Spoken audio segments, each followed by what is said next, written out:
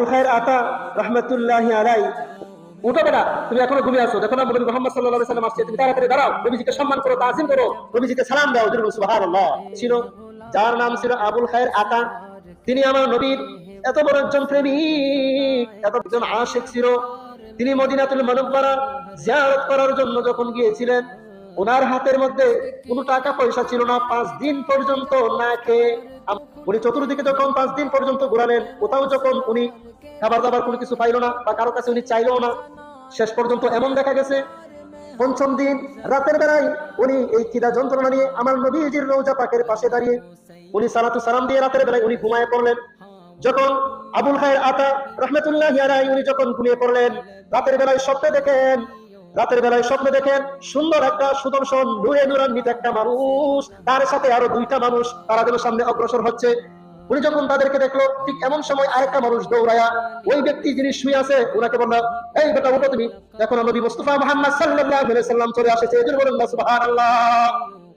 অর্থাৎ উনি স্বপ্নে যুগে দেখে যে রাসূল আকরাম সাল্লাল্লাহু আলাইহি সাল্লাম আসছে এবং হযরত আবু বকর রাদিয়াল্লাহু তাআলা আনহু এবং হযরত উমর রাদিয়াল্লাহু তাআলা আনহু এই ব্যক্তির আর্তনাদ শুনে আমার নবী আর সহ্য করতে না পেরে 2-3জন সাহাবীকে নিয়ে ওই ব্যক্তিকে দেখতে আসছেন। সুবহানাল্লাহ।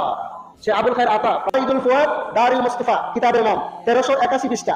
1381 পৃষ্ঠার মধ্যে এই ঘটনাটা উল্লেখ করেছেন যে আবুল খায়ের আতা রহমতুল্লাহি আলাইহি উনাকে যখন দেখতে আসছে, আলী রাদিয়াল্লাহু তাআলা বলতেছে,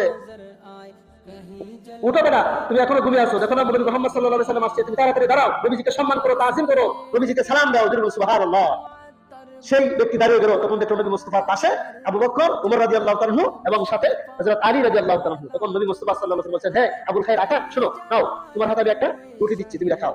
তখন আবুল খায়ের আতা রাহমাতুল্লাহি আলাইহি নবী মুস্তাফার হাত থেকে ওই রুটি মুবারক নিয়ে উনি খাইলেন, খাইতে অর্ধেকটা খাইলেন। এমন সময় ওনার ঘুমটা ভেঙে গেছে। সুবহানাল্লাহ। ওই আবুল খায়ের আতা রাহমাতুল্লাহি আলাইহি ঘুম থেকে উঠলেন।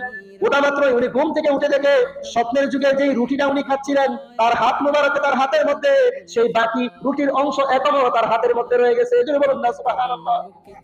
কেমন নবী, নবীজিকে যারা স্বপ্নে যেভাবে দেখবে বাস্তব ঠিক সেভাবে দেখবে। কারণ নবী এমন একজন নবী, নবীর সুরত কখনো কোনো শয়তান ধরতে পারে নাই, পারবেও না কিয়ামত পর্যন্ত। হাদিস শরীফের মধ্যে আসছে স্পষ্ট, সবার সুরত শয়তান ধরতে পারলেও কিন্তু নবী মুস্তাফা মুহাম্মদ সাল্লাল্লাহু আলাইহি সাল্লামের সুরত শয়তান ধরতে পারবে না, এটা শয়তানের জন্য হারাম।